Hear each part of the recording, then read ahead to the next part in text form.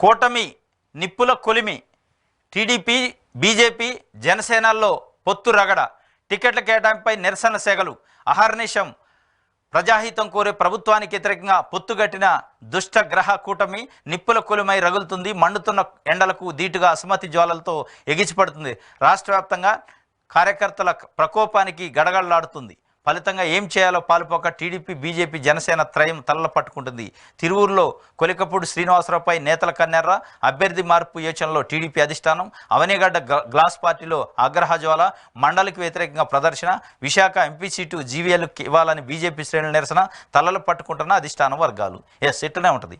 కూటమి నిప్పుల కొలిమి అంటే అది నిప్పుల కొలిమి కాకపోతే ఏమవుతుంది అంటే ఆ కూటమి కానీ ఆ కూటమిలో ఉన్న పార్టీలకు సంబంధించిన కార్యకర్తల అభిష్టం మేరకు వాళ్ళ ఇష్టం మేరకు ఏర్పడలే కూటమి.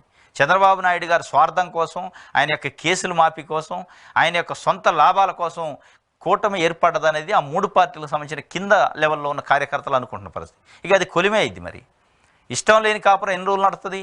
ఇష్టం లేని పొత్తులు ఎన్ని రోజులు నడుతాయి?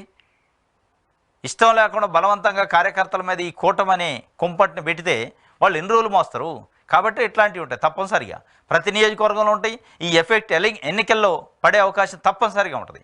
ఎన్నికల్లో గాజు గ్లాసు గుర్తుంది. జనసేన నిలబడకాడ టీడీపీ ఓటేసే పరిస్థితి లేదు. తెలుగుదేశం పార్టీ నిలబడకాడ ఈ గాజు గ్లాసుల్లో ఓటేసే పరిస్థితి లేదు. ఈ రెండు నిలబడకాడ కమలం పార్టీ ఓటేసే పరిస్థితి లేదు. కమలం పార్టీ నిలబడకాడ ఈ రెండు పార్టీలు ఓటేసే పరిస్థితి లేదు. ఇది సదా జరుగుతూనే ఉంటుంది. ఎందుకంటే ఎవరికి ఇష్టం లేదు ఇందులో. బీజేపీకి ఇష్టం లేదు, బీజేపీ నాయకులకి క్యాడర్కి ఇష్టం లేదు, తెలుగుదేశం పార్టీ నాయకులకి క్యాడర్కి ఇష్టం లేదు, జనసేన పార్టీ క్యాడర్కి ఇష్టం లేదు. ఎవరికి ఇష్టం? ఓన్లీ చంద్రబాబు నాయుడు గారికి ఇష్టం. ఆయన యొక్క ప్రణాళికలో, ఆయన యొక్క స్వార్థంలో జనసేనను గుంజుకుంటూ జనసేన నాయకుడిని ఓన్లీ పిఠాపురానికి పరిమితం చేసిండు. ఇది చంద్రబాబు నాయుడు యొక్క నీచమైన వ్యవహారం అనేది అలా ఏపీలో ప్రజలు మాట్లాడుకుంటున్న పరిస్థితి. కూటమిలో నిప్పుల కొలిమే ఉంటుంది. అది నిప్పు దహనమయ్యే పరిస్థితి కూడా ఉంటుంది. దాంట్లో డౌటే లేదు. మొత్తానికి దహనమైనా ఆశ్చర్యం లేదు. ఇది ఒక సాక్షికి సంబంధించి వార్త.